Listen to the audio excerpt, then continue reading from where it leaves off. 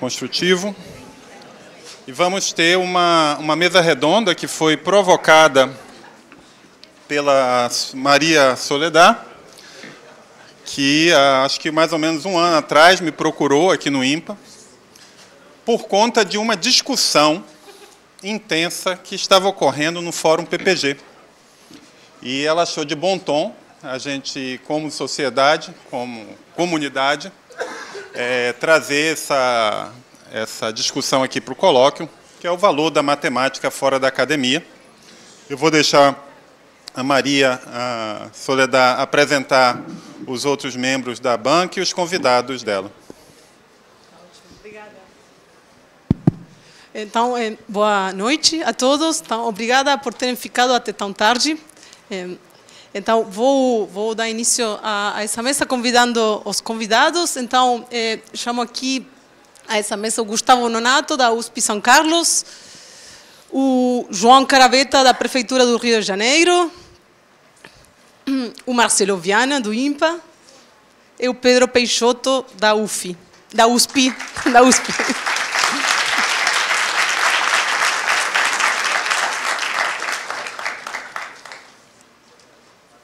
Onde quer ficar? Vem aqui.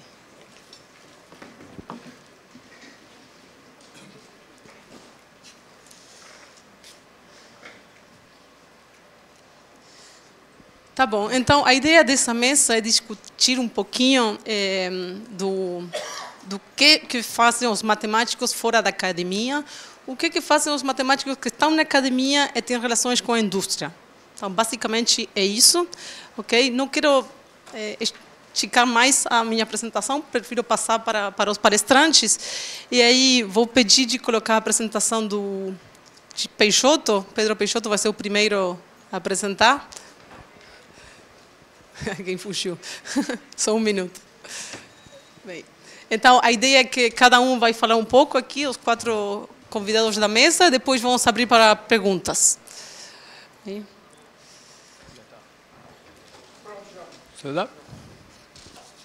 Pointer.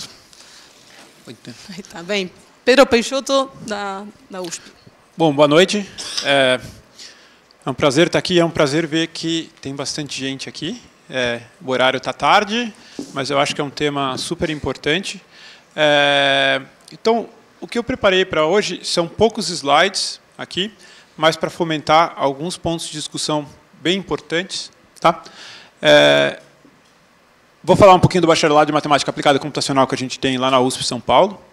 E vou falar um pouquinho de pesquisas fora da academia que a gente faz no Departamento de Matemática Aplicada lá da USP. E eu vou me apresentar no meio desses slides. Então, para quem não tem a menor ideia de quem eu sou, daqui a pouco vocês vão descobrir. Tá bom? Então, eu vou deixar um pouco do mistério para daqui a pouco. E será que isso aqui funciona? Sim. Então, esse slide aqui, ele é um slide bem geral. Em todos os slides vão ter um pouquinho de... Vai ter algum link indicando mais informações. Tá? Isso aqui é para a gente fomentar um pouco do que um matemático, pelo menos no ponto de vista do que a gente faz lá na USP São Paulo, o que a gente espera que um matemático tenha de know-how, de base e de ferramenta matemática, para depois, deixa eu ver se isso aqui funciona. Aqui, opa, funciona. Qual que é a base que a gente espera para depois poder fazer a aplicação. Tá? E aí, deixa eu vir aqui na frente, que eu acho que enxergo melhor. A nossa proposta... Opa, preciso voltar. Como é que volta? Aqui. A nossa proposta, esse curso já tem... Esse curso, no fundo, tem 50 anos, mas, assim, desde 2002, na verdade, é que ele tem esse formato. Tá?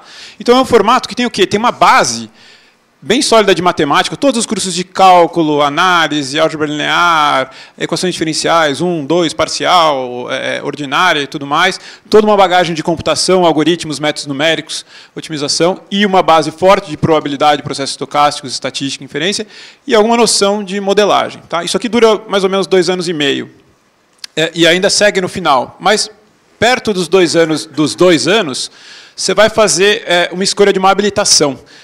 E aqui vocês estão vendo a lista de habilitações que tem no nosso curso, mas o que eu queria ilustrar para vocês é que o mais importante dessas habilitações não é o nome e o que está indicando ali. Eu separei em corzinhas até para dizer que é meio biológicas, humanas, e aí vem a dúvida de se economia está em humanas, se não está, mas enfim, tem coisa na engenharia. Mas o ponto central aqui é ilustrar que a gente quer que os nossos alunos de matemática façam contato com outras áreas. Porque a principal dificuldade que a gente percebe do matemático com a formação mais pura é mais de comunicação e de conseguir falar na linguagem que as outras áreas falam. Tá? Então, isso, no fundo, é uma imersão que a gente coloca o aluno em algumas disciplinas fora, para ele ter uma noção de como é que é. Às vezes, a gente estuda em cálculo uma certa nomenclatura, que o que é usado na aplicação é um pouquinho diferente. Então, essa é uma atenção que a gente tem que ter para quem está fazendo um curso de matemática pura, de que, às vezes, aquilo que ele estudou tem outra linguagem fora da academia. Tá? Então, a questão da linguagem é importante. Você pega coisas de redes neurais ali, é o que a gente estuda de projeção ortogonal em álgebra linear. Entendeu? Várias coisas de construção de redes neurais, que no fundo é mínimos quadrados, que tem ali por trás, às vezes não linear. Mas a nomenclatura é diferente. Tá? Então, a gente tem que fazer um pouco essa ponte de linguagem. E a gente oferece no curso também quem quer seguir para a academia e vai fazer a habilitação em métodos matemáticos. Ele aprofunda fortemente na base matemática para depois seguir para o mestrado e doutorado. Tá? E aí, você se forma em matemática aplicada computacional, a gente tem um incentivo grande do trabalho de formatura, ter uma conexão já com o mundo lá fora, fora da academia. Então, aparecem muitos trabalhos de formatura de diversas áreas, aí, desde a área de medicina, biotecnologia, muita coisa de finanças, risco, crédito e coisas assim, nessa linha de temáticas que tem ali, e também em teoria. Né? Tem muitos alunos que acabam seguindo para coisas mais teóricas. E para onde que eles vão parar? Quer dizer, onde é que os matemáticos que a gente forma lá, aqui a gente está pensando nesse curso de matemática aplicada, mas acaba acontecendo um pouco também com o pessoal que está no curso de matemática pura, muita coisa com coisa de inovação. Tá? Então, a área de inovação, startups, fintechs, financeiras, bancos estão absorvendo muito. A área de computação, tecnologia de informação absorve muito. E desenvolvimento de software. Tá? Porque são skills que exigem uma formação analítica muito forte que um curso de matemática oferece. Tá? Bom, alguns seguem para a área acadêmica, e é interessante, isso aqui é um levantamento recente, que vários alunos vão para o exterior com essa bagagem que a gente indicou aqui. Tá? E aí agora eu posso me apresentar. Tá? Porque eu sou filho disso. Tá? Então, em 2002, eu ingressei no vestibular da primeira turma desse novo formato do curso. Né? E eu entrei por quê? Eu estava pensando em fazer engenharia, e aí eu falei, não, vou fazer esse curso novo que lançou, porque eu quero ficar rico. Porque está lá, é matemática aplicada à estatística econômica. Eu vou aprender a fazer dinheiro com isso aqui. Tá? E segui nessa linha. Fui trabalhar na multinacional Johnson & Johnson, com modelos econométricos, fazendo previsão de venda, e juro, me ofereceram bastante dinheiro, foi bem interessante, mas o dia a dia, para mim, não era o que eu queria. Né? Aí eu larguei a Johnson & Johnson, fui fazer uma especialização em modelagem do nível do mar no IO para andar de barco, e fiquei um ano passeando, mas na época a minha família não gostou, falou assim, você precisa se financiar, você precisa ter dinheiro. E aí eu falei, olha, eu tenho uma base boa de matemática que eu ganhei no curso. Então eu abri uma empresa de consultoria, e pus cartazinhos em faculdades de medicina, na Unifesp, de São Paulo, de medicina. E consegui várias consultorias para dar ajuda em estatística, biotecnologia, e os primeiros projetos foram bem simples, e depois os projetos começaram a ficar bem grandes. Tá?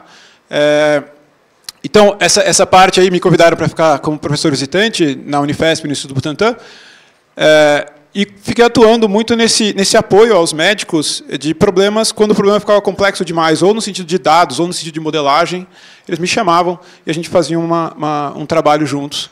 E rendeu bastante coisa. Até 2013 eu tive essa empresa atuando bem.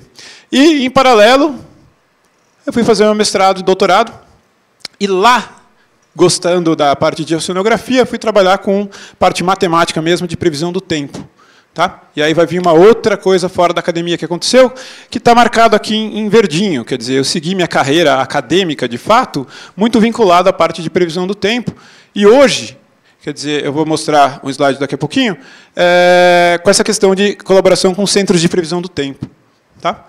Que é uma área fora da academia que absorve muita matemática. Então, Aqui tem 3 corzinhas aqui marcando mais ou menos 3 áreas fora da academia que surgiram na minha carreira com base nessa formação. Essa parte de previsão do tempo. Uma interação muito grande com a indústria mesmo, com a parte de petróleo. Então, esses problemas relacionados à Agência Nacional do Petróleo, eles demandam skills bem fortes e problemas matemáticos bem sofisticados. Tá? E interessante aqui, vou comentar brevemente sobre a parte de dinâmica epidemiológica na época da Covid. Isso aqui gerou uma coisa bem interessante. E eu já devo ter estourado meu tempo. Não? Mas 2 minutinhos aqui. Então, só mostrando um pouquinho, quer dizer, o Brasil, a gente teve umas falas aqui sobre o Ministério de Ciência e Tecnologia e tudo mais. Um projeto muito interessante do Ministério da Ciência e Tecnologia, super importante, é esse projeto Monan, do qual eu participo. É um projeto que engloba várias universidades do Brasil, aeronáutica, exército e tudo mais, onde eles querem produzir a melhor previsão do tempo, clima e ambiente do mundo para a América do Sul. E olha a malha, como é que eles ladrilham a esfera nesse cara aqui. Tá? E a gente precisa resolver EDPs aqui, equações diferenciais parciais aqui, e que geram um monte de problema matemático super interessante. E a gente faz uma ponte de tentar ajudar o pessoal do INPE a resolver esses problemas. Tá? O outro problema importante aqui, via Agência Nacional do Petróleo, eles precisam saber exatamente onde perfurar para achar petróleo. Tá? O problema, eles mandam um barco com uns sonares, ele vai lá, a onda acústica, entra acústica, vira onda elástica, bate ali, reflete, refrata, sobe num monte de hidrofone que capta isso, e a gente usa isso para gerar essas imagens que estão aqui para saber onde é que tem petróleo. Tá? Isso é um problema clássico de matemática, no sentido que a gente estuda em problema inverso 3D, com restrição a EDPs, um problema de otimização bem difícil. Tá?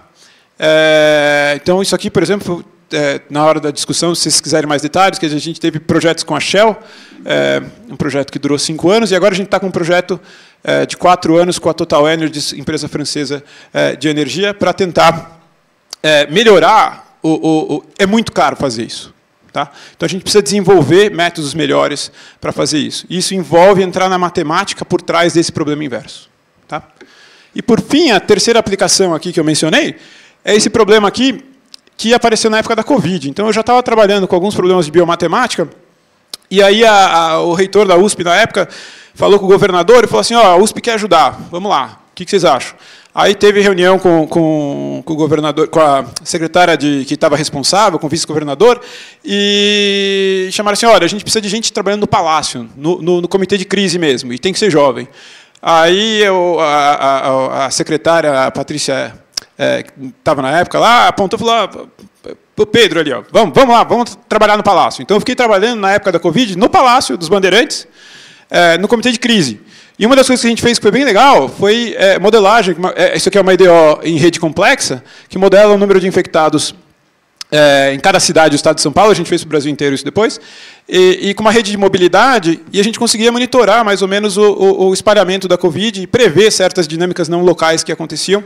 E foi algo bem interessante que a gente fez no contexto do comitê de crise. E depois a gente começou a servir como braço direito matemático, estatístico, computeiro do comitê de crise.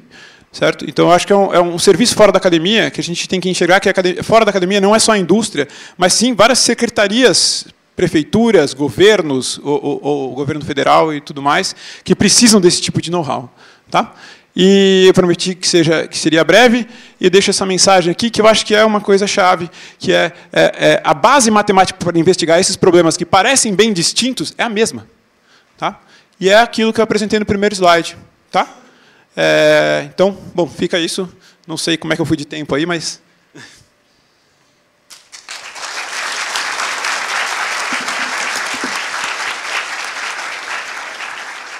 Bom, excelente, Pedro, obrigada.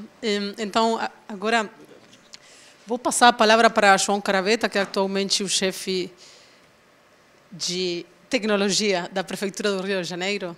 Bom, foi meu ex-aluno em algum momento. Então, João, por favor.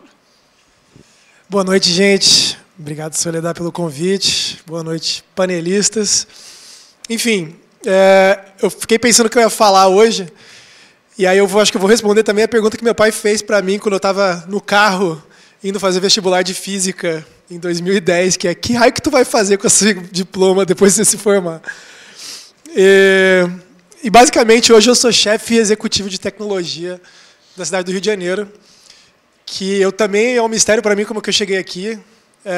E eu acho que contando a minha trajetória, eu também vou contando os problemas que vão aparecendo de matemática nela, e acho que resolvo duas questões de uma vez, que é como que você pode chegar aqui sendo matemático ou físico, e que problemas que tem para resolver fora da academia, afinal de contas, se você quiser aplicar as suas equações diferenciais em alguma coisa. Então, basicamente, eu fazia física, estava preparando para fazer o mestrado, estava fazendo prova, e a universidade, a Unicamp, no caso que eu fazia, estava fazendo prova para o mestrado, a Unicamp entrou em greve. Quem já estudou em escola pública, em universidade pública, já sabe que as greves acontecem. E um dos motivos da greve era que estava faltando orçamento, ia cortar orçamento, era na época da Dilma. E aí eu não entendi nada porque ia cortar orçamento, resolvi criar visualizações de dados para explicar à universidade, e todos os alunos, docentes e discentes, onde que está sendo cortado o orçamento, por quê, etc. Isso se tornou um coletivo chamado Transparência Unicamp, que deve ter um Facebook até hoje, na época que a gente usava Facebook. E aí eu comecei a conversar com pessoas de dentro do governo, etc., e percebi que eu era muito mais útil dentro do governo do que como físico. Porque como físico eu era mais ou menos, mas dentro do governo, qualquer conta que eu fizesse, o Excel que eu organizasse, tinha um impacto gigante na vida das pessoas. Aí eu falei, vou fazer esse tal de governo. E na época começou esse papo de ciência de dados, data science na internet, comecei a programar também. E fui parar na EMAP, na FGV, fui fazer mestrado. Fui aluno da Soledad na época também. E já lá eu comecei a trabalhar no Centro de Tecnologia e Sociedade na Faculdade de Direito, que aparentemente não tem nada a ver com matemática, enquanto eu fazia mestrado. E aí lá eu comecei a resolver problemas. Fui contratado pelo Pablo na época para organizar os dados do Congresso Nacional, de uma maneira que a gente conseguisse fazer análises e pautas, pautar a imprensa, etc. E o Pablo falou, então, tem esses 4 servidores aqui, esse aqui tem um banco de dados, esse daqui tem... enfim, na época eu não sabia nem como acessar um servidor. Como fazia para fazer uma captura em tempo real de dados, mas eu falei que sabia e fiquei várias noites sem dormir. Mas depois de algum tempo a gente tinha essa captura acontecendo e a gente conseguiu entender como funcionava o Congresso Nacional, que PL que era mais usada, que medida provisória era usada por que presidente quando, etc, etc. Pautamos várias notícias da imprensa na época. E aí começou a surgir novos projetos. Então, uma hora o Pablo falou, então a gente tem essa parceria com o Waze, com o Banco Interamericano de Desenvolvimento, e o Waze tem, enfim, todo mundo já usou o Waze, tem os dados de trânsito do mundo todo, né? E ele falou, será que a gente consegue capturar todos os dados do mundo em tempo real?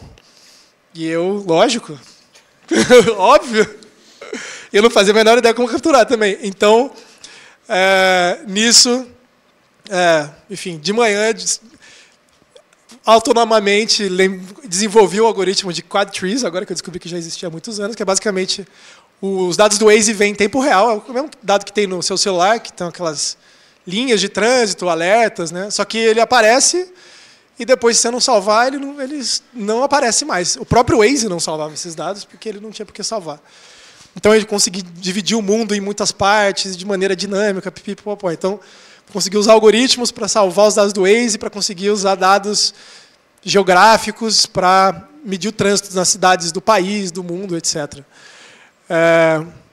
E aí, enfim, continuei fazendo. Aí, fui trabalhar, teve uma oportunidade de trabalhar no Congresso Nacional, dentro, de fato, do Senado Federal, trabalhando junto com deputados e senadores para entender as dinâmicas legislativas.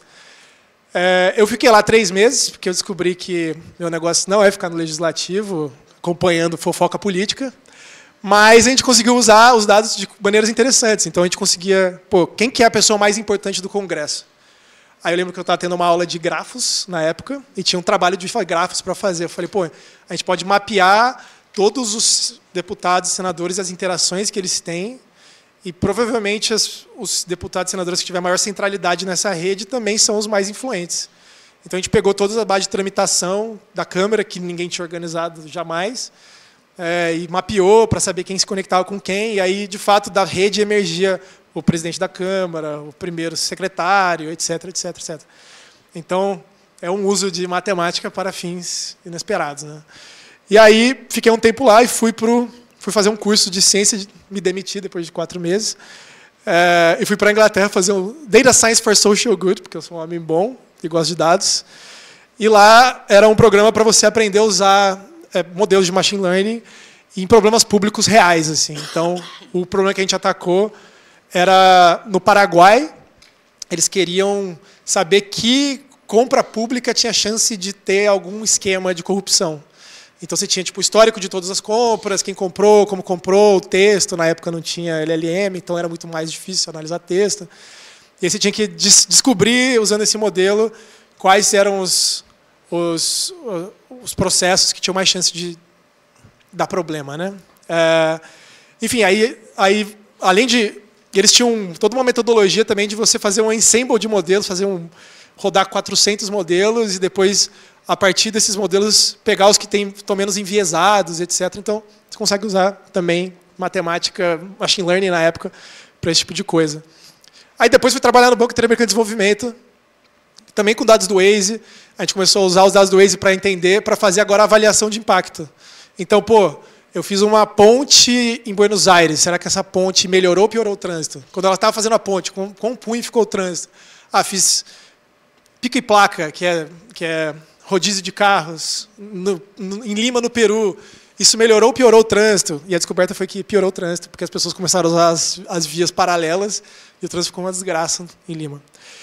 Enfim, aí a gente precisou usar machine learning, clusterização especialmente para... Eu preciso ter um jeito de saber quem é rico e quem é pobre de maneira micro, com os hexágonos ali, em cidades da América Latina inteira. Mas cada cidade tem um censo diferente. Não sei se vocês nunca abriram um censo na vida, mas o censo brasileiro tem 800 variáveis, o de Buenos Aires, o da Argentina tem 25, o da Colômbia tem 1.500, enfim, cada censo tem um jeito. Como que você cria uma metodologia única para saber quem é rico e quem é pobre em cada cidade, estratificado em DCIS, por exemplo. Então, a gente também fez isso usando clusterização, K-means, clusterização de clusterização, etc. Enfim, correndo o tempo, abdiquei do meu salário em dólares para vir trabalhar no Rio de Janeiro, que é a cidade que eu escolhi morar, para trabalhar num problema na Prefeitura do Rio de Janeiro, na época, na Secretaria de Transportes, que o prefeito tinha instalado GPS de ônibus nos carros, nos ônibus em 2011, e o monitoramento de GPS da cidade era basicamente um mapa com todos os pontos plotados e as pessoas contavam o número de ônibus que tinha. Então eu perguntava, quantos ônibus tem na faixa tal, na linha tal? Aí alguém ia lá e contava, tem 4 circulando agora. Então acho que tem que multar. Era isso, o monitoramento era esse. Então, aí o que a gente fez foi organizar esses dados todos para conseguir fazer um monitoramento em tempo real. Quem está aqui no Rio de Janeiro há um tempo já deve ter visto na TV, o Edmilson Ávila, uns gráficos de quantos ônibus estão passando em cada linha, etc. E foi daí que o prefeito, segundo ele, eu comecei a trabalhar na Secretaria de Transportes. Hoje, esse sistema virou o sistema de subsídio de ônibus, que é o 4º maior orçamento da cidade. São bilhões de reais por ano. E aí, segundo ele, o prefeito estava no Twitter no domingo, ficava pesquisando, sei lá o que na época, o Twitter, me achou, mandou uma resposta, respondeu um tweet meu, que eu estava reclamando que o povo brasileiro trabalhava muito, e ele é viciado em trabalhar, e aí ele me contratou para virar o chefe de dados da prefeitura, com a missão de fazer o que eu fiz na Secretaria de Transportes para a prefeitura inteira, que é bem vaga, mas o que a gente fez foi organizar os dados todos, criar um grande data lake na prefeitura, e hoje, basicamente, eu estou sentado em cima de um playground de problemas matemáticos. Então, assim, eu faço reunião com o secretário de Transporte da Conlurb, que é de lixo, e ele fala, a gente precisa otimizar a rota dos caminhões de lixo da cidade, porque hoje a rota é basicamente, cada gerência define a rota que quer, e não tem absolutamente nenhuma otimização, e esse é um dos maiores contratos da cidade. Então, para otimizar isso, você precisa saber quanto de lixo tem, mais ou menos, em cada lote da cidade, qual que é o desnível, para saber quanto que se o caminhão vai conseguir subir, com o tanto de lixo que ele vai precisar subir, e etc, etc. Aí depois eu vou falar com o prefeito e falar, eu quero um chatbot, tipo chat GPT, no WhatsApp para todo mundo. Então, como que eu transformo o chat GPT com o serviço da cidade e faço um agente de IA que vai, de fato, ajudar as pessoas e que não custe R$1 por requisição. Aí tu vai para o Civitas, por exemplo, de segurança pública. A gente precisa monitorar os carros da cidade em tempo real para saber quem que está sendo roubado, para onde está indo esses carros. Então, a gente pega os radares de trânsito em tempo real e começa a criar vários algoritmos em cima disso. Então, hoje, se rola 5 assaltos de carro, a gente consegue, através das placas roubadas, saber quem que roubou, baseado em quem segue os carros em geral, né? Então, tem todo um gráfico que você pode montar, etc. Como que está meu tempo? Está acabando? Bom, enfim. O que eu fui percebendo é que quando você organiza os dados, a quantidade de problemas que tem para resolver são absolutamente infinitas. E no governo tem uma ânsia por resolver muitos problemas, e muitos problemas você precisa de muito pouco para criar uma otimização, para fazer um salto muito grande na qualidade de algum serviço, né? Então, inclusive, em breve eu vou abrir vagas para quem quiser precisar. Está procurando um emprego, vou botar meu e-mail aqui na lousa. E é basicamente isso. Estou aberto a perguntas aí em breve.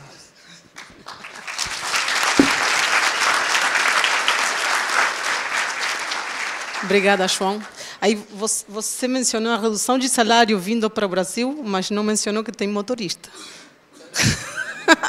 Tá bom. Aí passo a palavra para o Gustavo Nonato. Acho que eu tenho uns slides também. Sim, se puder colocar a apresentação.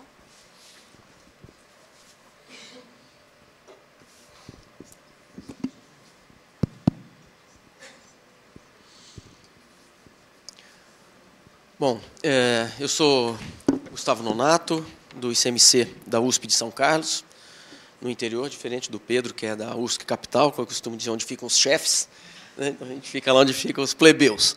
Mas eu achei interessante porque a minha apresentação é bem diferente da do Pedro e vai trazer uma perspectiva particularmente minha dessa relação da academia com a indústria. A gente já tem feito isso em São Carlos há muitos anos, né? O Poti foi um dos idealizadores dessa aproximação academia-indústria e com isso a gente conseguiu avançar bastante nessa direção. Então, só para eu me apresentar rapidamente, então, eu tenho doutorado em matemática aplicada pela PUC do Rio, né? Eu morei aqui no Rio quase 10 anos. Eu cheguei em São Carlos como professor assistente em 99, depois virei professor titular em 2015 e tive 2 experiências no exterior que acabou me motivando muito a puxar essa relação academia e indústria. A primeira delas foi quando eu passei um tempo como professor visitante na Universidade de Utah, no Scientific Computing and Imaging Institute, que é um instituto básico. A Universidade de Utah é uma universidade pública. Mas o SCI, é como eles chamam, é um instituto muito financiado pela iniciativa privada. Eles têm muitos projetos da iniciativa privada e foi aí que eu comecei a realmente entender que era possível fazer esse tipo de coisa e me motivou bastante a tentar trazer essa ideia para quando eu voltasse para o Brasil. E depois, quando eu fui para o Center for Data Science, também tive uma experiência muito interessante em ver como que a Universidade de Nova York, que é uma universidade privada nesse caso, ela trata essa relação da academia com a indústria de uma maneira muito intensa também, né? Então, a partir dessa experiência e culminando com o momento em que o nosso instituto estava de aproximar, né, a academia e a matemática do setor produtivo, nós começamos, então, a tentar trazer empresas para colaborar com a academia. Eu coloquei algumas empresas aqui, que são dos últimos anos, só para conseguir trazer para vocês a diversidade de problemas e de setores em que nós, matemáticos aplicados, conseguimos atuar. Então, dentre essas empresas que a gente colaborou mais recentemente, então a gente tem uma empresa de óleo e gás, aquela de óleo e gás e a de transporte por aplicativo, não tem o nome delas lá, porque contratualmente eu não posso mencionar o nome. Tá? Mas, então, são problemas completamente diferentes. As outras, sim. Né? Tem a Infantia, que é uma startup para controle de crianças e adolescentes no uso de celular. A BDN é uma empresa de São Carlos, que ela fabrica mini estações climáticas para monitoramento de ambientes urbanos, com a ideia de cidades inteligentes. A Sul América todo mundo conhece, é uma empresa de seguros. E o Imaflora é uma empresa que faz certificação florestal. Né? Então, vocês vejam aí a grande diversidade, né, de setores e que a gente conseguiu, de alguma forma, nos aproximarmos, e com a diversidade de problemas que a gente também acabou se deparando. Né?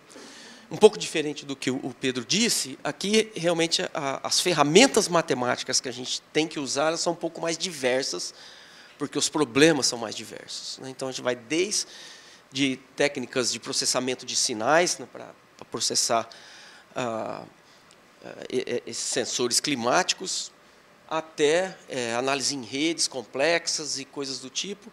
E, hoje em dia, quase tudo com inteligência artificial em cima, para nos auxiliar na tomada de decisão e coisas do tipo. Tá? Não coloquei as parcerias com governos, porque assim, a parceria com o governo, em geral, ela acontece de uma maneira relativamente diferente do que com a iniciativa privada. Se vocês tiverem curiosidade, a gente pode falar sobre isso durante a sessão de perguntas. E uma pergunta que sempre me fazem quando eu venho falar sobre a relação de academia e empresa é como é que você chega nas empresas. Eu acho que esse é um ponto fundamental para você fomentar esse tipo de relação.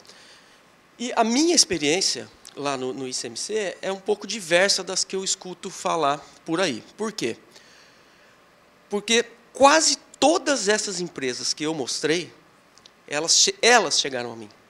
Por quê? Porque nós temos um setor de divulgação científica no ICMC muito consistente, muito sólido, que sabe fazer essa comunicação entre as coisas técnicas da universidade e o que o setor produtivo precisa entender que a gente faz.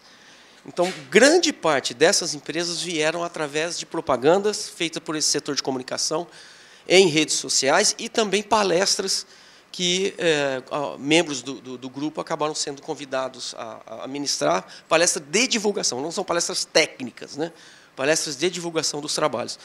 E isso tem um efeito muito importante. Né? Então, eu escuto falar muitas vezes assim, você vai dar uma palestra por aí, o setor produtivo não está nem aí para o que você está falando, ele quer que você resolva o problema dele. É isso que ele está interessado, mas, às vezes, o problema dele é exatamente o problema que você está trabalhando. E aí é que está a questão chave, que com uma boa divulgação científica você consegue aproximar e trazer mais claramente.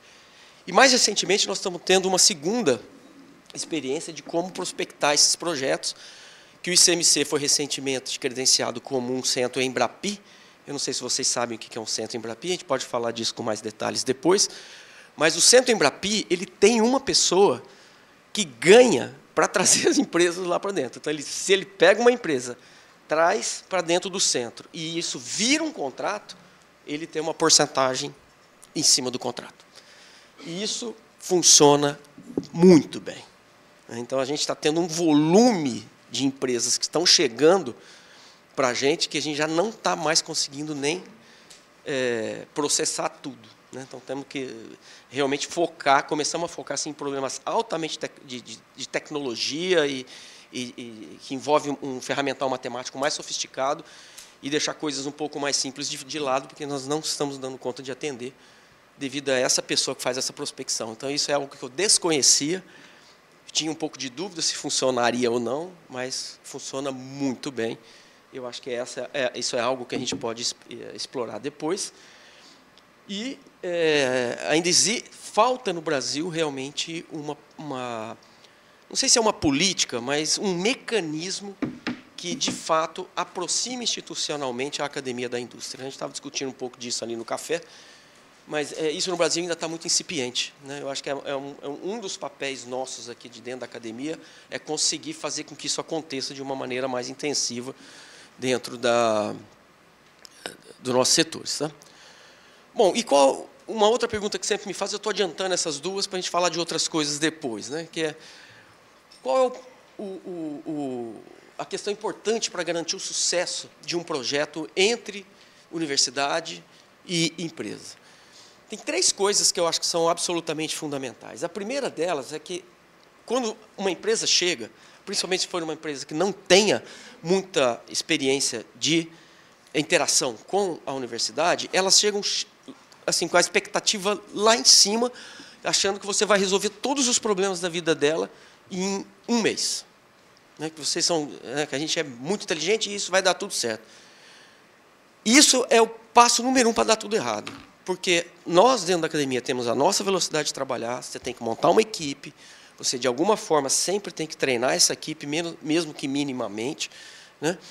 E, então, você ter um projeto super bem definido em termos de escopo, o que é que você vai atacar? Você ter pontos de checagem se você está avançando de maneira adequada naquele projeto. E, finalmente, deixar muito claro para a empresa o que é que você vai entregar, isso é super importante.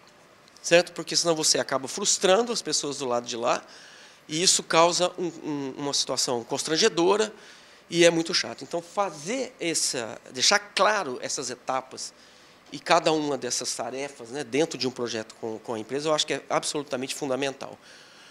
Uma outra coisa muito importante é que, quando você está desenvolvendo um projeto junto com a empresa tem que estar junto. Sabe, se você não tiver membros da empresa interagindo com o seu grupo de pesquisa e de desenvolvimento dentro da universidade, isso não vai dar certo.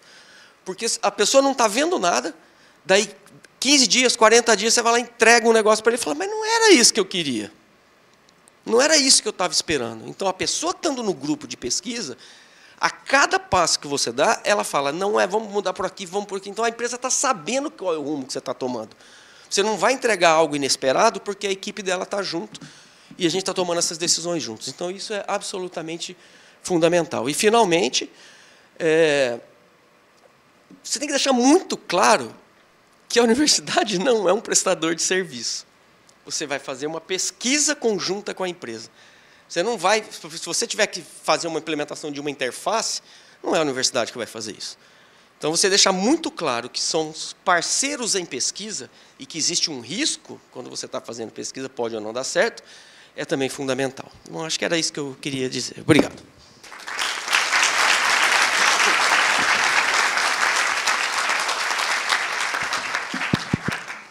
Obrigada, Gustavo. Então, vamos já passar para o próximo, para Marcelo Viana, não precisa de apresentação. Obrigado, Soledad. Bom, antes de mais, eu devo dizer que eu estou assim, super agradavelmente surpreso com o fato de que às 7 horas da noite, num dia como hoje, que começou de madrugada, o auditório Maê está cheio de pessoas interessadas em saber para que serve a matemática fora da academia e quanto que ela vale. Tá? Isso é uma espécie, é uma pequena revolução, uma mudança de mentalidades. Eu vejo o Luiz Velho ali sorrindo porque ele sabe o que é que eu quero dizer. Alguns anos atrás, eu organizei um evento aqui nesse mesmo auditório Maê, mais ligado à educação, mas tinha uma das palestrantes, era a professora Ingrid Dobschies, da Universidade Duke, que, para quem não sabe, é uma dos matemáticos de qualquer gênero mais renomadas do mundo, é uma das grandes pioneiras da teoria de wavelets, das aplicações da teoria de wavelets, e, em particular, ela fez parte da equipe que criou o protocolo JPEG, que todos nós usamos quando guardamos uma foto no nosso HD. Tá? Uma pessoa super distinguida. No final da palestra dela, alguém da audiência provavelmente com preocupações muito parecidas com as que todos nós temos aqui, disse: mas, professor, é muito difícil fazer coisas com a indústria, porque a indústria não nos entende, porque a indústria não quer saber da gente, porque eles não percebem, coisas que têm ressonância no que os colegas falaram aqui antes, em particular no que o Nonato falou. E aí perguntou qual o segredo, e ela respondeu: 98% de fazer um projeto com a indústria consiste em sentar com a empresa e conversar. 98% é diálogo. É exatamente o que o Nonato estava dizendo. Explicar o que a gente quer, o que a gente pode fazer, ouvir o que eles querem e chegar num ponto que não seja um desvario, como muitas vezes acontece nessas abordagens que vêm da indústria, que acham que os matemáticos têm uma bola mágica, uma varinha mágica para resolver problemas. Por que importa fazer esse diálogo? Deve importar porque vocês estão aqui, nesse horário. Por que importa? Em fevereiro do ano passado, a Fundação Itaú publicou um estudo em que mediu a contribuição da matemática, das atividades que envolvem matemática, para o Produto Interno Bruto brasileiro. Dá 4,6% ou 4,7% do nosso Produto Interno Bruto é gerado por atividades com um forte uso de matemática. Dá uns 450 bilhões de reais, que é uma soma bastante respeitável, mas está muito aquém daquilo que acontece em países mais avançados, onde esse percentual chega a ser de 16% até 18% do PIB, resultando de profissões com forte uso da matemática. Eu fiz uma conta rápida, se a gente conseguisse encostar, por exemplo, na posição em que está a França hoje em dia, nós estaríamos gerando 1,3 trilhão de reais por ano a mais do que a economia brasileira produz. Para isso aí precisa de várias coisas, e a conversa aqui ficaria muito mais longa do que os 10 minutos que eu tenho.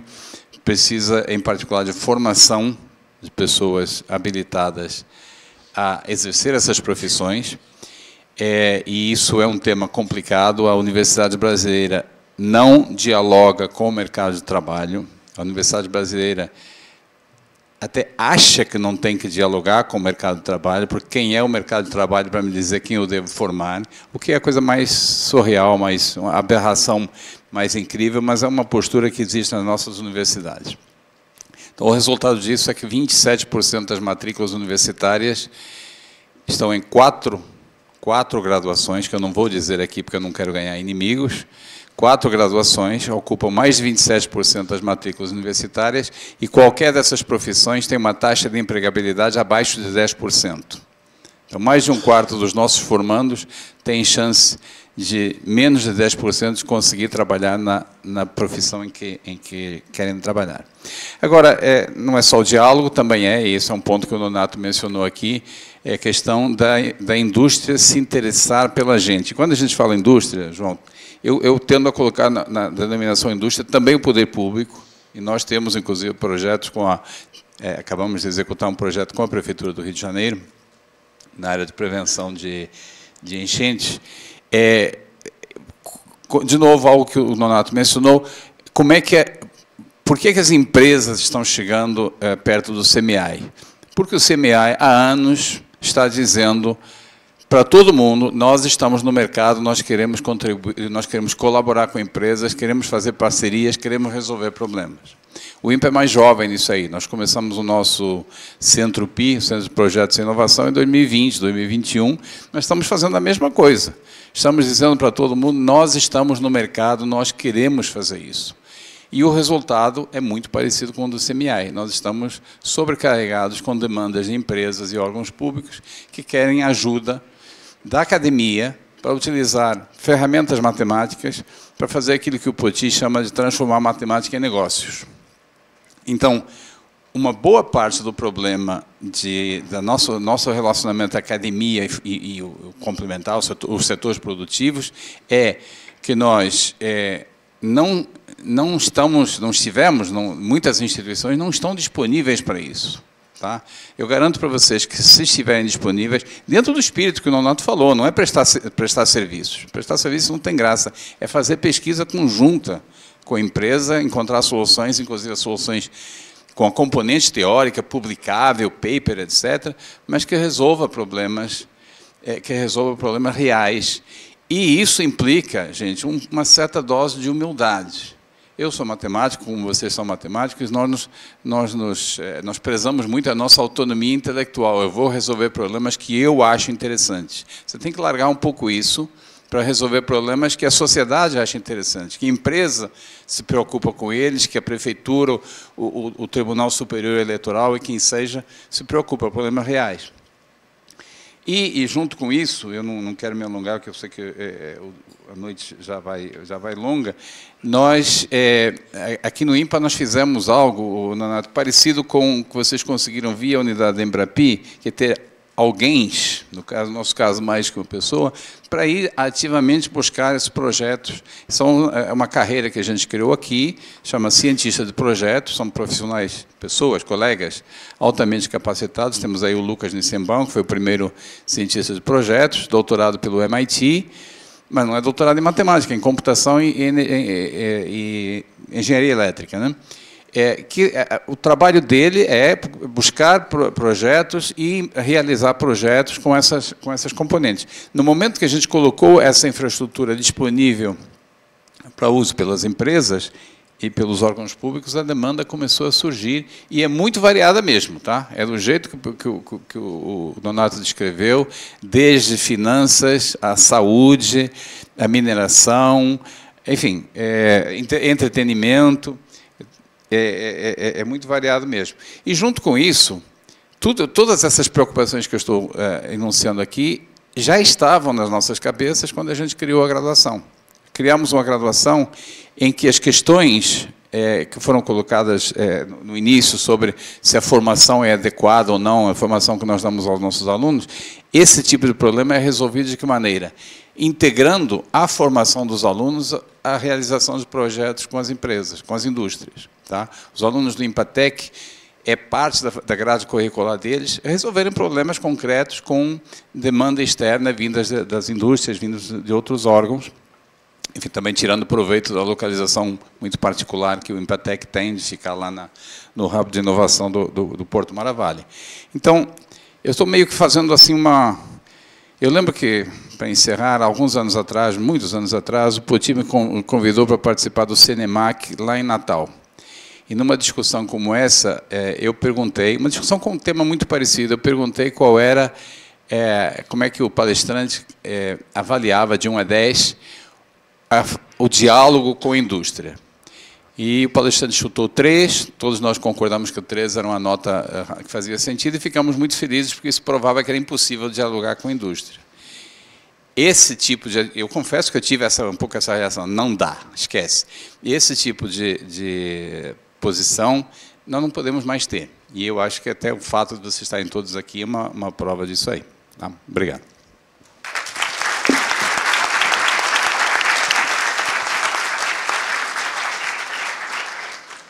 Bom, excelente. Obrigada aos 4 pelas excelentes falas.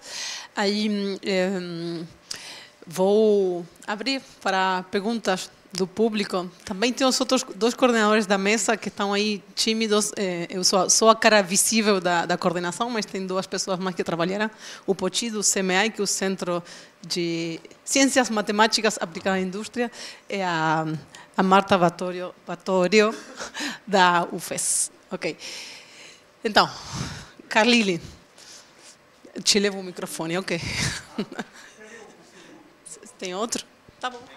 Tem mais um aqui. Eu fico com aquele. Você distribui. Bom, boa noite a todos. Sou Carlile Lavô, do IMEC, a Unicamp. Tenho 2 perguntas. Uma para o Pedro, bem rapidinho. Quando ele mostrou a base sólida em matemática, por que não estava explicitamente ali descrita alguma coisa de matemática discreta, ou está embutido? Tá? E a outra pergunta está relacionada ao que já foi falado, principalmente o Marcelo, que é o seguinte: pelo que eu entendi, está claro que o processo de formação desse matemático que a gente quer que trabalhe fora da universidade não está adequado, né? Para ser bem simplista. Nós já temos os argumentos. Por que a gente deve mudar? A universidade somos nós. Por que a gente não mexe nisso? Bom, posso primeiro responder a pergunta, mas eu quero responder fazendo uma provocação, na verdade. Então, a matemática discreta está incluída ali, mas reparem que eu não falei de física ali. E isso é uma discussão que a gente tem lá enorme, certo? Quer dizer, a física está na base de uma série de coisas que a gente estuda em matemática aplicada.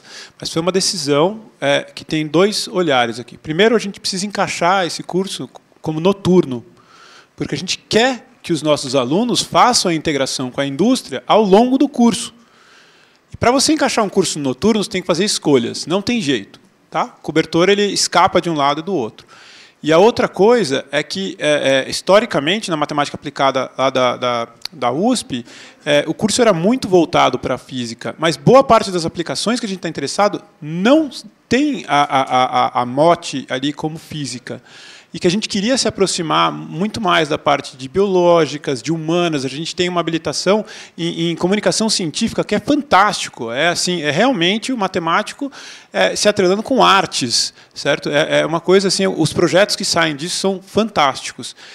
Então, nessa escolha, o que a gente quer é o ferramental que inclui matemática discreta, mas é embutido em outras disciplinas, mas é uma base com que ele possa usar no mais variado âmbito de aplicações. E a outra coisa é aprender a base para poder aprender novas coisas. Como a gente quer um curso noturno, a gente não tem como ensinar tudo, mas pelo menos ensinar a base para aprender outras coisas. Tá? Então, eu acho que essa é um pouco respondendo um pouco da filosofia e cabe escolhas. Vai faltar coisas, não tem jeito. Tá bom?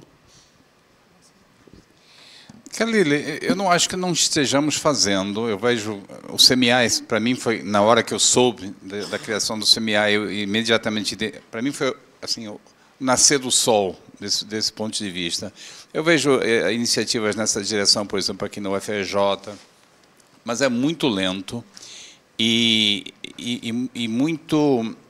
é no nível um pouco da iniciativa de alguém no departamento. As nossas universidades são extremamente conservadoras. Quando você olha o conjunto da universidade, estou pensando mais nas federais, talvez a situação das estaduais paulistas seja um pouco mais vantajosa, mas são extremamente conservadoras. Recentemente, no Instagram, tinha a informação de que tinha sido extinto uma licenciatura em linguística. 95% dos comentários era que horror, o mercado de trabalho matou está matando porque não querem formar a pessoa. Não tem disciplina de linguística na escola. Tá? Não tem por que ter licenciatura de linguística. Mas alguém criou a licenciatura de linguística e o mercado que se dane, se existe mercado profissional para essa formação. Essa é a esquizofrenia que a nossa universidade sofre, e ideológica. O mercado de trabalho é onde a gente consegue emprego. É claro que tem que prestar atenção no mercado de trabalho, e é claro que deveriam estar atentando para o fato de que as empresas... Eu preparei um PowerPoint, tá? Mas acabei achando que ninguém ia ter saco de assistir, por isso que eu não apresentei. Mas começava com isso, com manchetes de jornais dizendo universidades estão buscando matemáticos. Porque não tem profissionais que encarem problemas de matemática, porque a maioria das pessoas morre de medo dessa. Então, a nossa universidade tem que escutar, tem que parar com vou chamar de esquizofrenia em relação ao mercado de trabalho, para não usar outras palavras. Tá? É o nosso conservadorismo. Agora, há boas iniciativas, também não vamos exagerar e dizer que é tudo ruim. Né? Vou comentar rapidamente sobre essa pergunta, que se a academia ou não prepara para o mercado de trabalho. Enfim, eu não estou na academia há um tempo já, e eu estou no mercado de trabalho há mais tempo que eu estou na academia. E eu contrato muita gente hoje em dia. Meu trabalho, basicamente, é contratar gente. Então, e, assim, eu lembro quando eu fui fazer meu mestrado em matemática aplicada, o que eu busquei, o que me atraiu para vir para a IMAP no final, foi porque ela parecia um pouco com os problemas reais que ia acontecer no meu dia a dia, em ciência de dados, que era a carreira que eu estava pretendendo seguir. Que, na época, era só a IMAP, eu acho. Eu via os currículos das outras universidades e não tinha nada. Mas, assim, hoje atualizou muito mais, eu vejo muito mais carreiras, graduações e mestrados nesse sentido. Uhum. Mas, mesmo assim, eu adoro contratar físico, químico, que, tipo, eles vão trabalhar com outras coisas no dia a dia, Mas a formação de conseguir resolver o problema, como ele estava falando, ter a base para conseguir resolver qualquer coisa, aprender qualquer coisa. Depois que tu faz Quântica 7, aprender a resolver que ônibus tem que passar onde parece um pouco mais trivial. Assim. Então, por mais que você não esteja formando exatamente para o problema da indústria, a base que a academia dá, principalmente dessas exatas, permite que você se adapte rapidamente. Uma boa observação.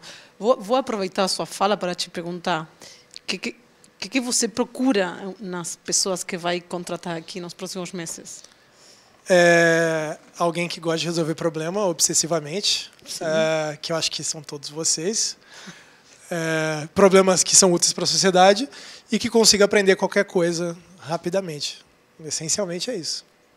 Tá, então parece que mais do que a formação, o conteúdo do que houve na carreira é mais uma atitude, um skill que mais problema. Exato. Tipo, se eu te der um site na internet, tu em uma semana vai conseguir saber implementar aquele treco ali. Que normalmente é o skill que a gente aprende na academia, que é tipo, te dou um livro misterioso e em uma semana você tem que fazer uma lista de exercícios sobre ele. Então, tá bom, interessante. Tem mais uma pergunta. Tem uma lá, pergunta aqui da Cláudia Pio. Olá, boa noite. Eu sou a Cláudia, da Unesp, campus de Botucatu. Nonato, eu queria escutar um pouquinho de você o seguinte: como é que, quando eu vejo, né, essa coisa da interação da universidade, né, e com a indústria, uma dificuldade que eu sempre percebo é a questão da gente gerenciar o nosso tempo, né, como docente, né, porque é muita coisa que a gente tem que fazer. O nosso mestrado e o nosso doutorado, ele é muito formativo. Então, assim, os alunos têm que fazer disciplinas, então eles ficam muito tempo nas disciplinas. E a questão dos dados sensíveis, né? Quando você coloca um aluno de pós-graduação, ou mesmo a gente, e aí vem aquela discussão dos dados sensíveis, ele não pode apresentar o trabalho num evento científico, ele não pode fazer uma publicação. Então, como é que você lida, você, docente, você entre os seus colegas, porque essa discussão também aparece entre os colegas, e como é que a universidade te apoia nisso? Eu queria que você contasse um pouquinho. Certo. Não sei se eu lembro todas as suas perguntas, se eu esquecer alguma no final, você me retoma. Bom, com relação à equipe que vai trabalhar num projeto como esse. Então, a primeira coisa que geralmente a gente faz se é um projeto curto, de 1 ano, eu nunca coloco um aluno de mestrado e doutorado para trabalhar nesse projeto, porque não vai dar certo, né? Então, a gente contrata, geralmente, um pós-doc e alunos de graduação. Né? Assim, eu tenho tido muita sorte com alunos de graduação. São alunos muito competentes, engajados, e, para eles, esse 1 ano conta como uma iniciação científica. A universidade dá um certificado para ele de iniciação científica e tudo mais. Então, esse é o fato número 1.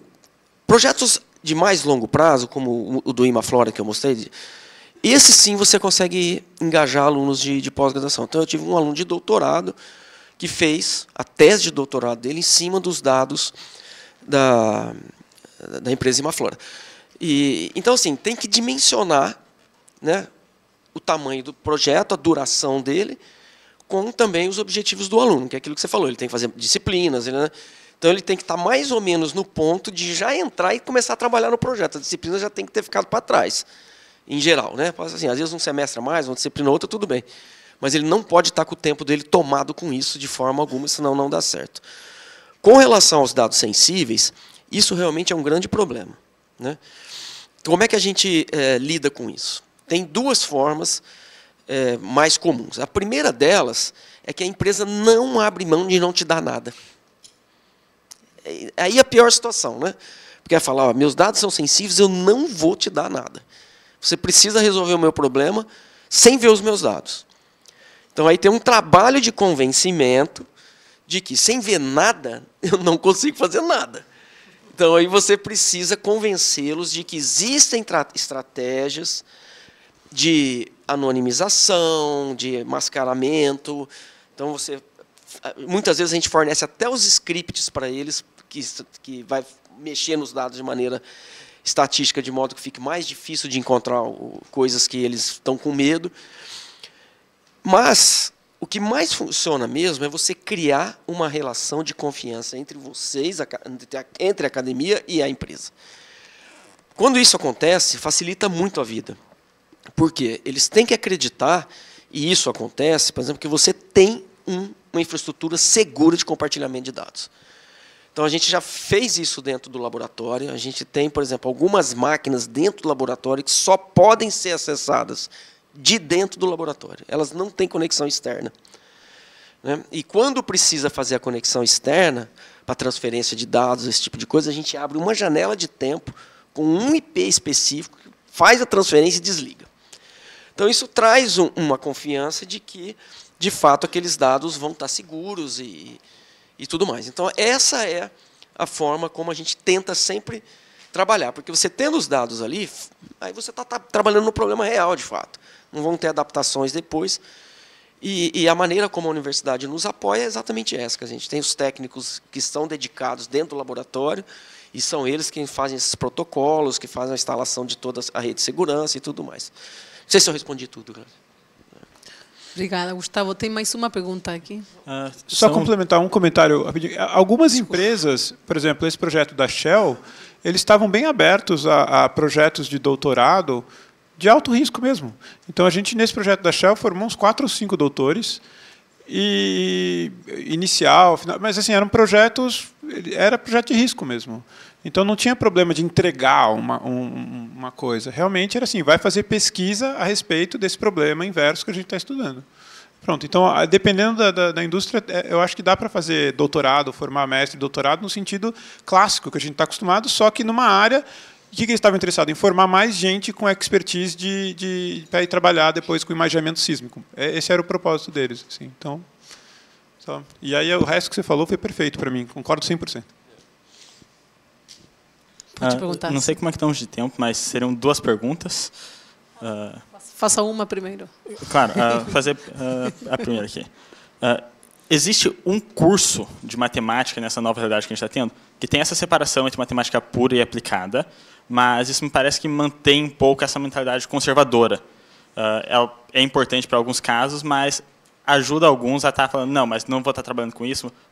Entra no que o professor Marcelo falou, tipo, não tem como estar conversando com a indústria. Me parece importante assim, estar borrando um pouco essas linhas, que nem o IME está fazendo com o curso de lá, mas eu vejo assim, talvez seja importante tentar trazer para os cursos de matemática mesmo esse contato com a indústria e principalmente dar autonomia aos alunos que estão a escolher algumas vertentes que podem estar indo e não manter essa separação que ajuda a estar segregando um pouco os alunos. Não vou estar me envolvendo com isso, vou estar me envolvendo só com essa parte aqui. Qual que é o papel, o que uma universidade pode estar fazendo, além do que o IME já faz, para ajudar a borrar um pouco essas linhas, que vejo que para o futuro que a gente está indo pode ser um pouco necessário de estar fazendo. Eu posso comentar também desde o que a gente faz desde a FGV MAP. Nós temos 2 cursos de bacharelado, um em matemática aplicada e outro em ciência de dados. E os 2 têm estágios. No de matemática aplicada é opcional e no outro é obrigatório. E a gente tem uma equipe que acompanha os estágios. O que a gente vem observando há 12 anos, 11 anos que estou ali, é que muitos dos alunos que vão fazer estágio depois ficam trabalhando lá permanentes. E vários, já temos fechado esse ciclo, que vários desses depois voltam e contratam os nossos alunos. Então, eu acho que sem esses estágios, a realidade seria outra, completamente diferente. Pedro? Não, talvez só um comentário rápido, além do que eu já comentei. Quer dizer, isso está no cerne do nosso bacharelado, que é o aluno de matemática precisa aprender a se comunicar com o mundo. Ponto. Por isso que tem aquela lista. É isso. Concordo. Tá? É que a gente vê que no bacharelado de matemática pura, que a gente tem ali no vizinho, né, lá no IME também, alguns alunos exploram o que seria o trabalho de formatura para fazer essa conexão. Tá? Então, talvez esse seja um caminho de falar assim, eu estou estudando sistemas dinâmicos um pouco mais... mas será que eu posso fazer um trabalho de formatura que, às vezes, vai para uma linha um pouco mais aplicada? Tal? E isso, em geral, a gente percebe que, mesmo num curso de matemática pura, é super bem aceito. Tá? Então, eu acho que esse pode ser um dos caminhos de conexão para você se conectar com outras áreas, assim, num curso de matemática pura. Tá? Tá ótimo. Aí tem mais uma pergunta lá. Boa noite a todos. Eu me chamo Manuela Roncone e eu estou no primeiro ano do Empatec. Eu tenho duas perguntas também. A minha primeira vai para o Marcelo Viana. Marcelo, quais foram as universidades e países que foram feitos de exemplos positivos para a confecção do Empatec e quais os destaques que o INPA não abriu mão de inserir no projeto de graduação? E quais são as expectativas de recepção dessas inovações no mercado de trabalho? Eu contei 3 perguntas. Ufa! Primeiro, nós nos inspiramos em várias experiências, sobretudo experiências, na ocasião, experiências nos Estados Unidos. O Lucas Nissenbaum, que eu já mencionei, foi um dos artífices da proposta acadêmica e ele trouxe toda a experiência de uma graduação em Cornell, de um doutorado no MIT. Mas o Paulo Orenstein, que é um outro jovem colega que se formou em estatística em Stanford, também trouxe a experiência deles.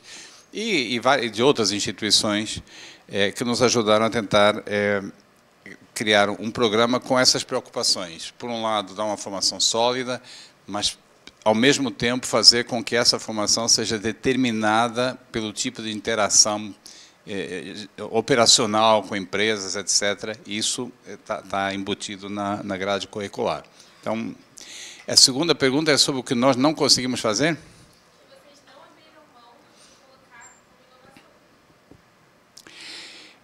Eu acho que eu não consigo listar, porque inovação, por definição, é algo que você não sabe, né? É o que vai ser diferente, que vai ser novo. Já foi dito aqui que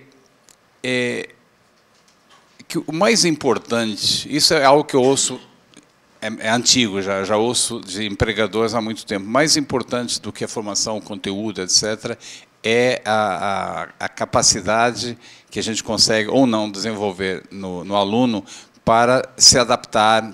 Sabe? O mercado de trabalho não quer saber se você sabe cálculo 3, quer saber se você chegando, você vai se integrar na equipe, vai resolver, o João disse algo muito parecido com isso, né?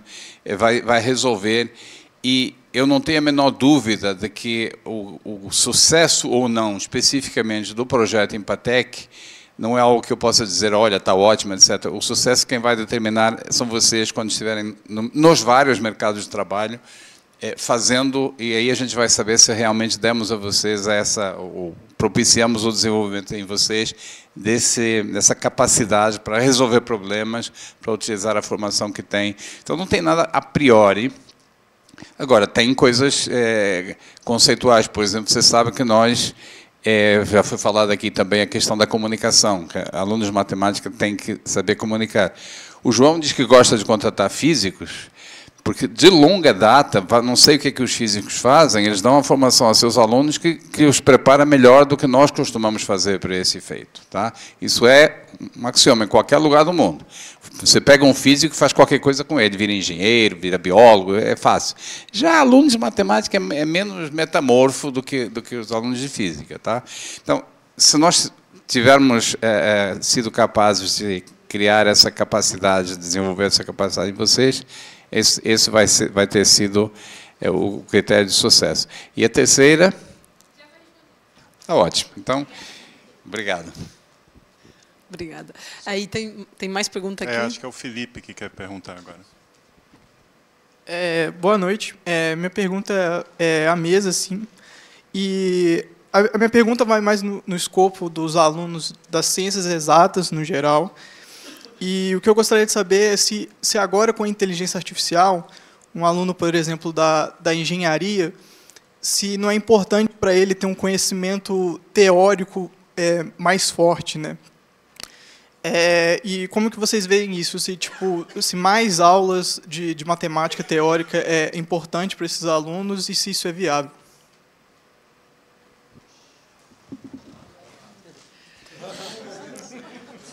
É Felipe, né? Para ver quem responde. Felipe, eu acho que a gente está passando por um momento de grande mudança na forma como a gente ensina, certo? E eu digo isso porque assim, já cansei de ficar bravo com os meus filhos, porque eles fazem estatística, precisa provar um teorema, ele vai no chat GPT e fala, prova aí para mim. E aí ele estuda aquilo e está tudo certo. E não adianta a gente lutar contra isso. Sabe? É inútil lutar contra isso. Isso chegou para ficar e vai ficar. Então, o que é que a gente tem que fazer como um próximo passo? Né? O que o ChatGPT não consegue fazer. Se você não fizer as perguntas corretas e você não tiver a curiosidade correta e começar a enxergar além e muito além do que a gente conseguia enxergar hoje, a gente vai ficar estagnado. Mas eu não tenho essa preocupação, porque eu tenho certeza que rapidamente nós vamos nos adaptar na maneira de ensinar, trazendo essa nova visão do que é aprender. Então, aprender vai deixar de ser, para algumas áreas, outras nem tanto, né? Totalmente técnico, aquele negócio de fazer asinho. Por quê? Porque isso o computador vai fazer para você. Você não precisa mais fazer isso. O que você precisa fazer é pensar de outra forma e levar o seu pensamento além do que você poderia, porque essas coisas mais técnicas vão estar resolvidas. Né? Então, não sei se eu respondi bem a sua pergunta, mas eu acho que é isso. Acho que tem um ponto aqui também. Acho que a pergunta no final é: vale a pena se formar, afinal de contas? Se a IA vai resolver tudo. E acho que ninguém sabe responder essa pergunta. Acho que essa semana, sim, continuem no IMPA nas universidades. Eu ia falar o mesmo, acho que vale a pena sim, hein? Pelo menos para você, né? Essa semana saiu um paper do DeepMind, que eles construíram uma IA que faz IAs melhor ou tão bem quanto os melhores pesquisadores de IA que eles têm no DeepMind. Então, eu acho que é exatamente esse ponto de virada que o Zuckerberg estava pagando a equipe multibilionária dele para fazer, que é exatamente conseguir IAs criarem IAs melhores do que IAs criam IAs, enfim, sucessivamente. O que vai acontecer daqui para frente é misterioso. Mas eu jogo muito xadrez online, não sei quem joga também. E as IAs já são melhores do que enxadristas faz 25 anos, mais ou menos, né? E meu celular ganha do Magnus Carlsen tranquilamente no nível mais baixo que ele tem aqui. Mas nunca se jogou tanto xadrez na vida. As pessoas continuam jogando xadrez adoidado, milhões e milhões de visualizações no YouTube. Então, os humanos continuam gostando muito de humanos e contratando humanos porque gostam de humanos. Apesar dos IAs conseguirem ficar melhores do que humanos em muitas coisas, eu imagino, inclusive em matemática ou física, ou seja lá o que for, ainda assim existirá espaço, a gente conseguirá criar espaços para a gente existir. E certamente, se saber resolver quântica 7 ou equações diferenciais não lineares, vai ser útil para você para alguma coisa, mais do que inútil. Então, continue na graduação, na pós-graduação. Mas, assim, saber o que vai acontecer, acho que ninguém sabe. Né?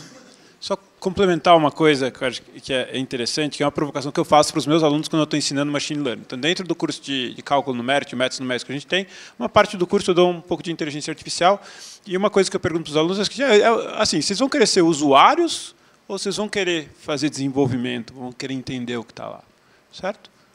Pronto, está aí, cara. Se você quer entender o que está lá, isso que a gente está estudando aqui é importante. Tá? Não dá para entender o que uma rede neural faz se você não tem uma base de cálculo, de estatística, de álgebra linear. Tá? Você precisa ter essa base. Tá? Se você vai ser um usuário, aí tudo bem. Então, essa questão das carreiras de exatas, elas vão ter muito a ver com isso. Se você vai seguir a carreira que você vai se transformar num usuário de IA, ou se você vai seguir uma carreira onde você vai desenvolver IA. Mesmo as IAs desenvolvendo boas IAs, né? Eu acho que, bom, não sei se sempre, mas você tem alguém ali que está provocando essas IAs para gerar IAs boas, certo? Então, fica essa provocação. Vocês querem ser usuários ou vocês querem desenvolver essas novas ferramentas? Muito bom. Aí, vamos abrir para a última pergunta, depois vamos para as conclusões.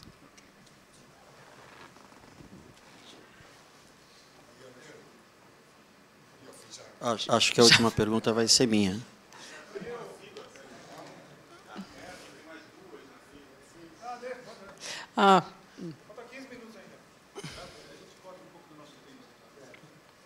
Isso.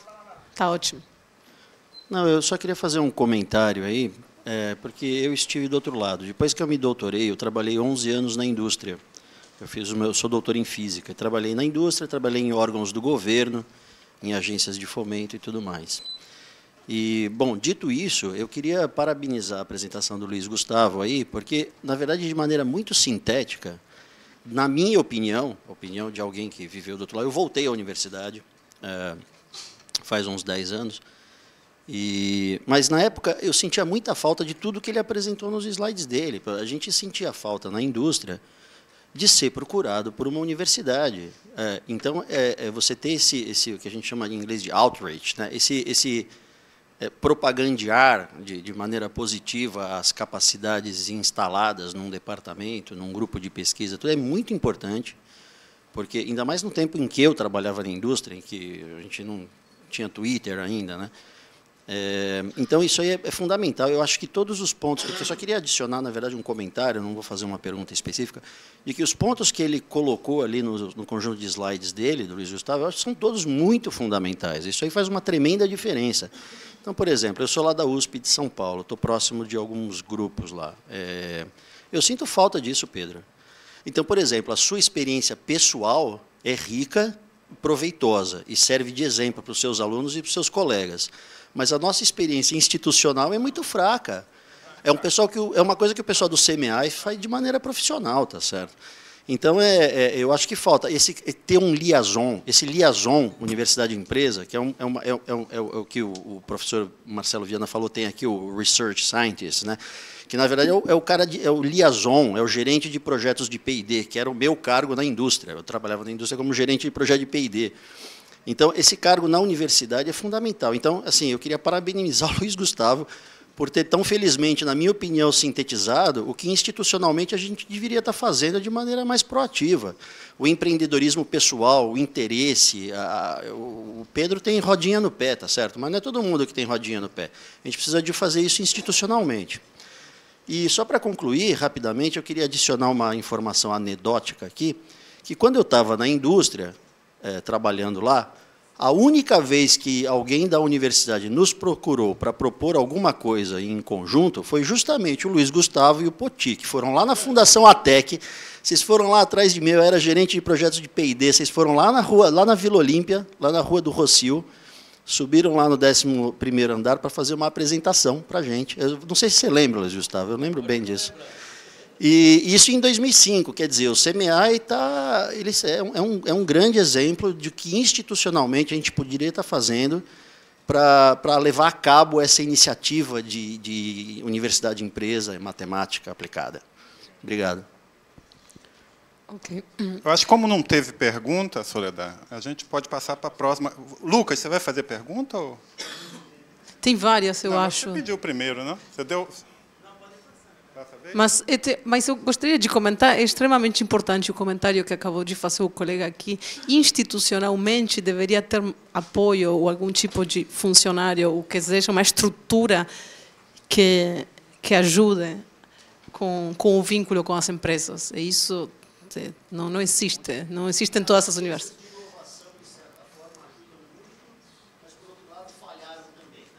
Exatamente, é isso. Então, podemos passar para a próxima pergunta? Podemos. Não sei quem. Tinha alguém por aqui. Boa noite a todos. Meu nome é Eliazar. Eu sou professor da Universidade Federal del Recôncavo da Bahia. E primeiro gostaria de parabenizar a todos os comentários das apresentações de los panelistas. Mas, e acho que foi muito importante porque algunos falou de la formación, otros falou de su trabajo particular y otros falaron de la relación con la empresa. Y en algún momento fue tocado las universidades. Entonces, mi pregunta va específicamente a lo siguiente. Hasta el momento yo no escuché de ninguno de ustedes parcerías con universidades que no estén en el patamar que ustedes están, porque ustedes están en un patamar en la isla de la fantasía. En realidad, cuando uno olea para el común, por la media de las universidades, mi universidad no tiene tem mestrado, tem profimática, agora não tem doutorado, não? E assim tem muitas universidades no resto de Brasil, todo. Então, minha pergunta para todos é, bom, ¿cuál creen ustedes que es la política que tendrían que, vocês que ya tienen la experiencia de haber desenvolvido cosas, tanto en la parte de formación como en la parte de relaciones, para aceptar parcerías con universidades que no tienen esa experiencia, que debe haber muchas, me imagino, de jeito de establecer una red para que cuando el secretario de la prefectura precise contratar un físico pueda ir a olhar si la Universidad X en Manaus tiene un cara que hace eso. Porque en realidad no somos solo el sur o Río de Janeiro, hay bastante cosa para encima. Entonces mi pregunta está direccionada exactamente en eso. ¿Qué es lo que vocês están haciendo en función de poder establecer parcerías con instituciones que no tienen la experiencia que ustedes tienen, para que esa experiencia de vocês sea transmitida a nosotros y nos podamos, en algum momento na vida, chegar ao patamar de você. Obrigado. Deixa eu compartilhar duas experiências aqui, porque eu não tenho certeza que esse seja o caminho, tá? Pode ser, mas não é o tipo da coisa que se ensine. A gente vai à luta e faz. Deixa eu dar dois exemplos. Universidade Federal de Alagoas, um estado pequeno.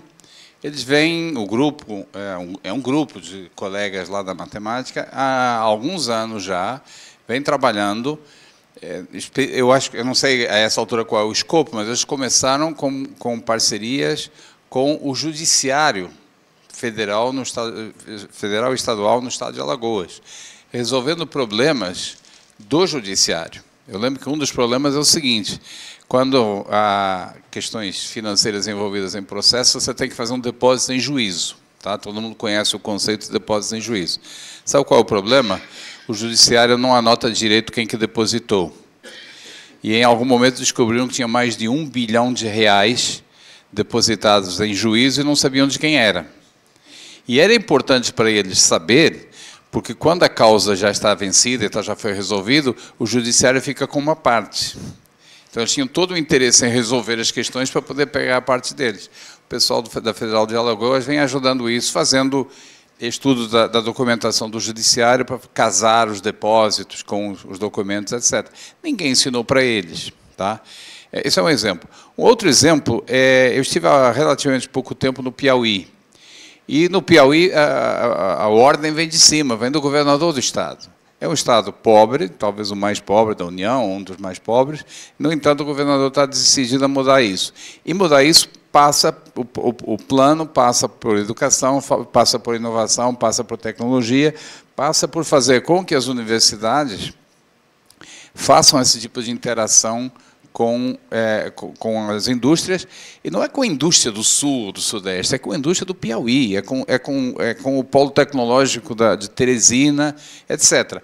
Não é, o que eu quero dizer é que há limites para aquilo que o indivíduo pode fazer, muitas vezes depende de uma política da instituição, da universidade, mas também não podemos ficar imaginando que alguém vai dar a ordem, olha só, gente, estão aqui as condições e tal, perfeito, maravilhoso, vai em frente. Certamente o Poti não tinha isso em São Carlos, quando o Poti, os colegas, né, quando o CMEAI começou.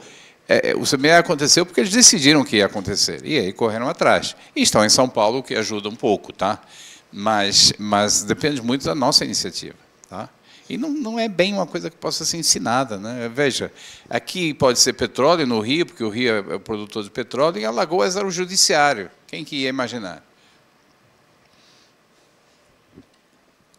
Ótima pergunta, ótima resposta. Também coincido com isso. A gente, com um aluno, estamos trabalhando com empresas do norte do país, porque ele vem de lá, está estudando na FGV, estava com a curiosidade, então ele mesmo foi no bairro dele procurar empresas para ajudar com modelagem. Então, é mais ou menos isso, realmente vai por aí. Última pergunta, porque não quero passar do horário, porque o Jorge Vitório não quer que eu passe do horário. Brincando, não, é muito tarde. Boa noite, viu? Muito prazer, sou o Jonas, sou pesquisador da FGV Ibre e aluno do programa de mestrado da USP de São Carlos, do CMC. E, bem, foi muito comentado aqui sobre a resistência, né, das universidades e ter o contato com a indústria. Mas e ao contrário?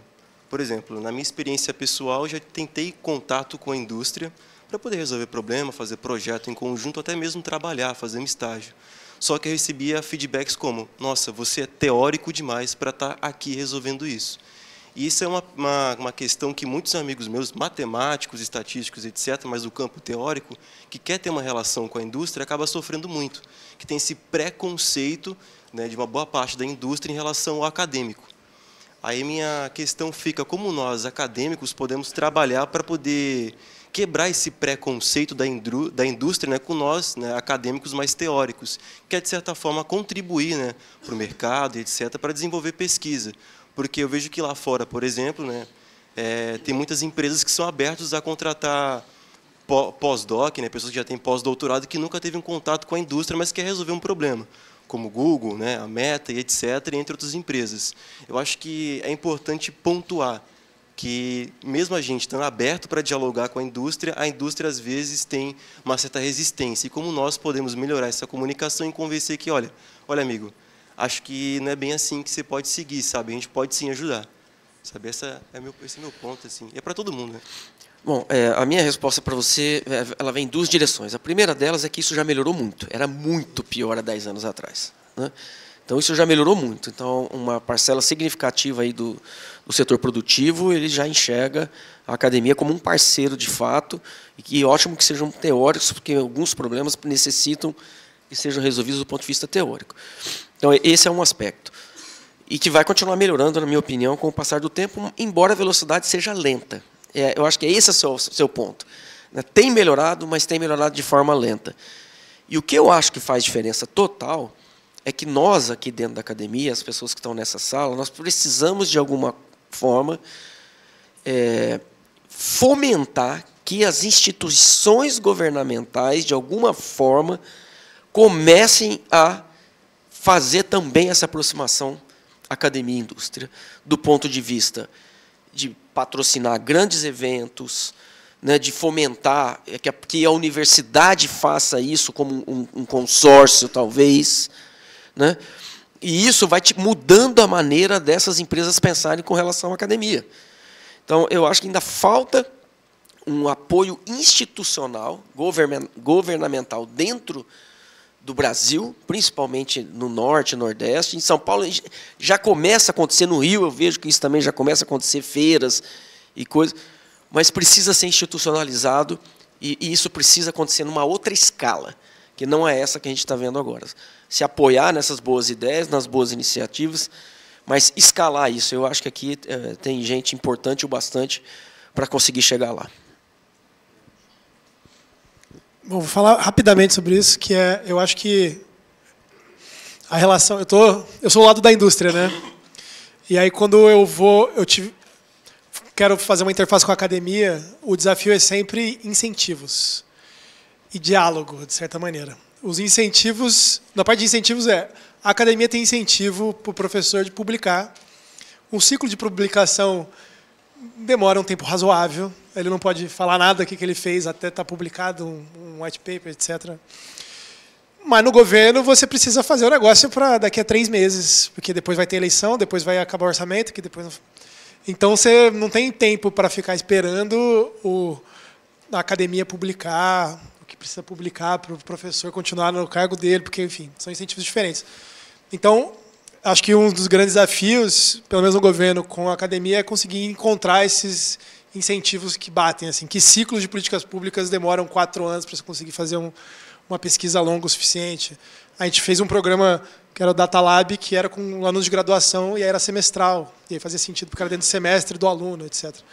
E outro, acho que tem uma parte do diálogo que vai além do alinhar as expectativas, que é, do lado da indústria, tem que ter alguém que entende razoavelmente o que o acadêmico está querendo fazer. Porque se tem alguém que nunca participou da academia, é muito difícil para a pessoa sequer entender o que aquele acadêmico vai fazer e vai achar que, de fato, isso é muito teórico. Então, acho que tem que ter um misto de pessoas boas na academia e pessoas boas dentro da indústria também, que aí elas vão conseguir se falar. Tipo, eu conseguia me lidar com os matemáticos, porque eu sabia exatamente que problemas seriam interessantes para os matemáticos, resolver o escopo, etc. Então, acho que são essas duas coisas que têm que estar bem alinhadas para as coisas acontecerem bem e fluir, assim. Bom, não sei se alguém da mesa tem alguma coisa para adicionar. Deixa eu só compartilhar com você um conselho que me deram em resposta a uma pergunta muito parecida. Há alguns anos atrás, em 2019, nós participamos num edital da Petrobras e foi negado. E o pessoal aqui não está habituado, foi negado, ficaram chateados, me fizeram escrever uma carta de protesto e o pessoal da Petrobras me chamou lá para conversar. E me disseram o seguinte: vocês não ganharam porque a decisão é tomada pelas indústrias da área de petróleo e elas não reconhecem o INPA como um ator relevante na área do petróleo.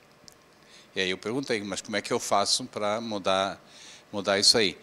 E o conselho que me deram, que a gente seguiu, implementamos em fevereiro de 2020, foi fazer um encontro, um workshop aconteceu nessa sala aqui, em que chamamos as indústrias e explicamos para eles o que é que nós somos capazes de fazer. E eu te juro que não foi, eu sei calcular integrais triplas, tá?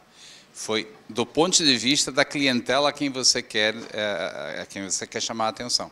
A gente explicou tipos de áreas de pesquisa que poderiam ter aplicações, de modelagem, etc. Desenvolvemos muito depois disso, mas foi essa abordagem, e as empresas, por outro lado, nos trouxeram algumas dessas inquietações. O Centro-Pi começou desse modo, tá? Então, você tem que, é um namoro, né? Você tem que agradar o outro lado e mostrando aquilo que você é capaz de fazer, tá? Se você quer agradar, você tem que contar o que o outro lado quer escutar também, né? Tratar das questões que o outro lado quer escutar. Tá bom?